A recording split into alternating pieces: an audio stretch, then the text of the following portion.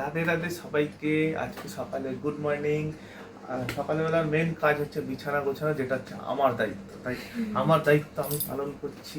এই যে মানে ঘুমের মধ্যে থেকে এই একটা সমস্যা যে এত কিছু গায়ে দিতে হয়, গায়ে না দিলেও হয়, তাহলে একটু সকাল সকাল কষ্টটা কম হয়। এবার দায়িত্ব তো পালন করতেই হবে, আর কি করো। ড্রেসিং টেবিলে মানুষজনে কি রাখে? সাজার জিনিস রাখে, তারপরে ক্রিম ট্রিম এইসব হাবি যাবে। আমরা ড্রেসিং টেবিলে কি ঝুলাই? ধরো দেখি একটুখানি দেখাই দিই। এই যে আমরা ঝুলাই ধনে পাতা। আর এটার একটা কারণ আছে, কারণটা হচ্ছে যে আমাদের এসিটা ঠিক এরকম জায়গায়, আর এসির যে হাওয়াটা আসে ড্রেসিং টেবিলের সামনে। এইবারে আমাদের ফ্রিজ নেই, কিছু কিছু সবজি আমরা ওখানে রেখে দিই যাতে এসি সামনাসামনি থাকলে ঠান্ডায় একটু ভালো থাকে। এই জন্য আমাদের ড্রেসিং টেবিলে ধনে পাতার জন্য। আমার বিছানা তোলার পালা শেষ, এখন এনার ঝাড় দেওয়ার ঘর মোছার পালা। এগুলো এখন ইনি করবে, তারপর ধীরে ধীরে স্নান করার পরে আমাদের কাজ শুরু হয়ে যাবে। এই যে আমার স্ত্রী এসে গেছেন আমাদের সকালের ব্রেকফাস্ট নিয়ে।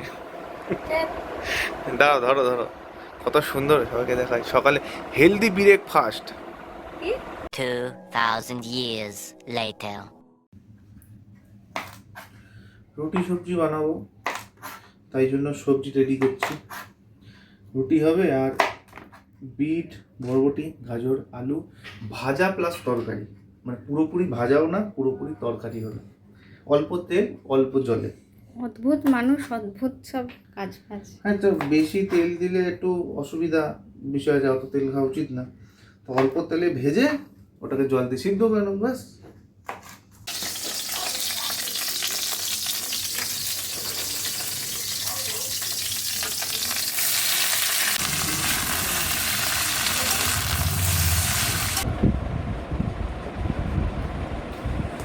কেমন সুপার ফাইন ব্রেকফাস্ট। ব্রেকফাস্ট কটার সময় করছো? কখন করছি সেটা কথা না, ব্রেকফাস্ট করছি এটাই কথা।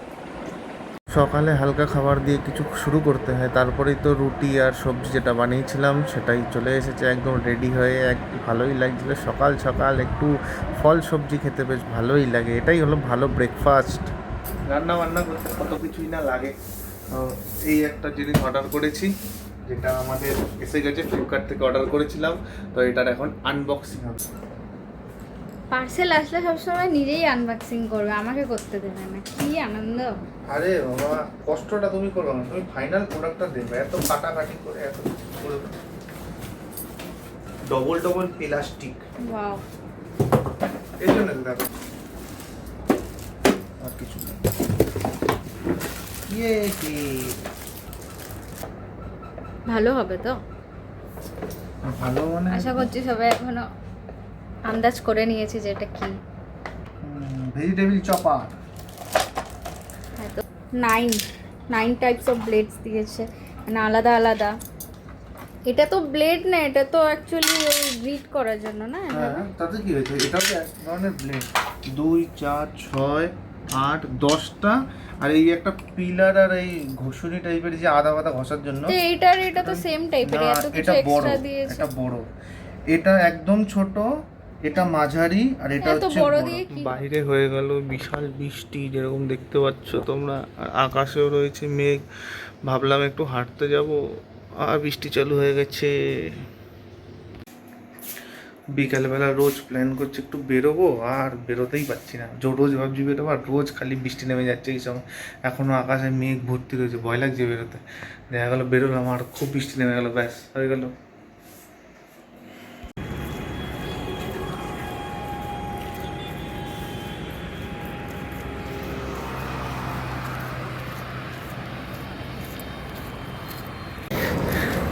মোটামুটি 25-30 লাখ বছর পর মনে হচ্ছে হাঁটতে বেরিয়েছি, এরকম একটা ব্যাপার লাগছে। তুমি কি বলবা? প্রচুর ক্যালোরি বার্ন হচ্ছে, আমার চোখ মুখ অলরেডি ফুলে আছে। আমার একটু ওয়েট গেইন হয়েছে কয়েকদিনের মধ্যে, মানে এর মধ্যে। তার মধ্যে আরও গল্প হয়ে গেছে, আমি বাড়িতে কিছু এক্সারসাইজ করেছিলাম, একটু ওয়েট লিফটিংও করেছিলাম হালকা ফুলকা। বাট যে কোনো কারণে হোক, ব্যাড লাক, আমার মাসেল ক্র্যাম্পস এসে গেছে কোমরে। আর এত বাজেভাবে এসে গেছে, আমাকে ডাক্তার দেখাতে হয়েছে। ডাক্তার 10 দিনের মেডিসিন দিয়েছে, আর কোনো রকম যোগা বা হেভি এক্সারসাইজ এখন করতে না করেছে। আর ওষুধগুলো খেলে যেন মনে হচ্ছে আরও মুখ চোখ ফুলছে, ল্যাথার্জি আসছে। তো ওটার সাইড এফেক্টও দেখলাম, ওয়েট গেন হবে ওই ওষুধগুলো খেলে। তো যার জন্য আমি না, এরকম ওয়েট গেন হলে হবে না, ক্যালোরি বার্ন করতে হবে, কারণ ফিটনেসটা খুব দরকার জীবনে। তাই আমি বললাম চলো, হেভি এক্সারসাইজ করতে পারবো না, যোগা করতে পারবো না, তো হেঁটে আসি, সব থেকে ভালো সিনারিও দেখা হবে আর এক্সারসাইজও হবে, ক্যালোরিও বার্ন হবে। এক যুগ পর মনে হচ্ছে হাঁটতে বেরিয়েছি, এরকম মনে হচ্ছে অনেক দিন পর।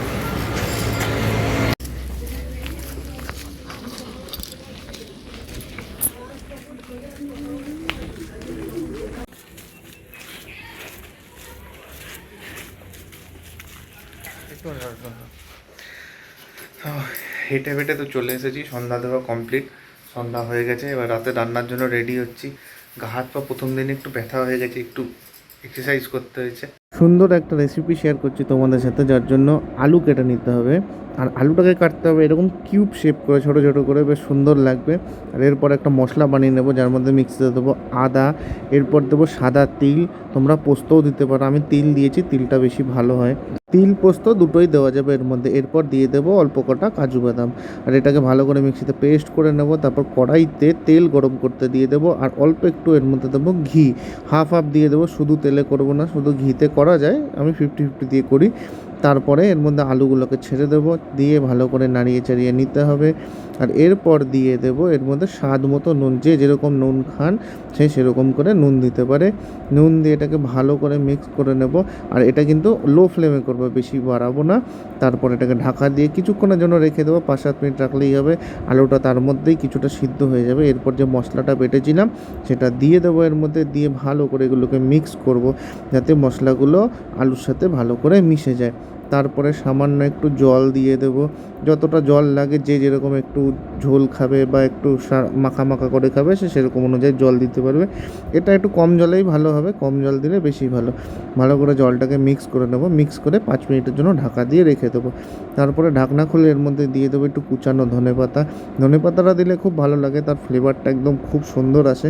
ভালো করে মিশিয়ে নেব। এরপর একটু জলের মধ্যে অল্প করে কর্নফ্লাওয়ার গুলে এটার উপরে দিয়ে দেবো। এটার মধ্যে কর্নফ্লাওয়ার দিলে কি হবে, যে পাতলা যে জলটা থাকবে, যেটা অল্প ঝোল থাকবে, সেটা একটু গ্রেভি গ্রেভি হয়ে যাবে। এই জন্যই কর্নফ্লাওয়ারটা দেওয়া, এতে স্বাদ খুব সুন্দর আসে। আর আমাদের এই তৈরি হয়ে গেছিলো একটা আলুর মিষ্টি রেসিপি, একদম ধনেপাতা দিয়ে, আর যেটা দেখতেও যত সুন্দর, খেতেও কিন্তু ততটাই সুন্দর ছিল। একদম খুব অসাধারণ লাগছিল খেতে। তোমরা এটাকে ভাত, রুটি, যে কোনো কিছুর সাথে সার্ভ করতে পারো। আমাদের তরকারি রেডি, আর আমাদের টেস্টারও রেডি। দেখো কেমন লাগছে।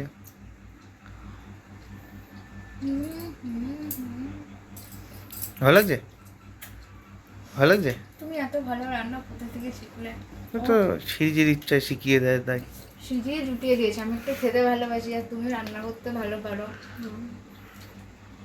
Perfect combination. Perfect combination. CG যা করে ভালোই করে। রুটি, প্রসাদ, আর এখানে হচ্ছে আলুর তরকারি, যেটা রেসিপি তোমাদের সাথে শেয়ার করলাম। এইবার খেতে বসবো। খাওয়া দাওয়া হয়ে গেলে তো তারপর টাইমও হয়ে গেছে, সকালবেলা কালকে উঠতে হবে, তাড়াতাড়ি শুয়ে পড়তে হবে, আর ভিডিও এডিট করতে বসতে হবে। তাড়াতাড়ি খেয়ে নিই। আজকের ভিডিও এখানে এন্ড করছি। দেখা হবে কালকে নেক্সট ভিডিওতে আবার নতুন কিছু নিয়ে। যারা যারা এত অবধি দেখছো, প্লিজ চ্যানেলটাকে সাবস্ক্রাইব করে দেবে, আর বেল আইকনটা প্রেস করে দেবে, যাতে তোমাদের আমি যদি ভিডিও আপলোড করি তার সবার আগে তোমার কাছে নোটিফিকেশান চলে যাবে। তো রাধে রাধে, গুড নাইট সবাইকে।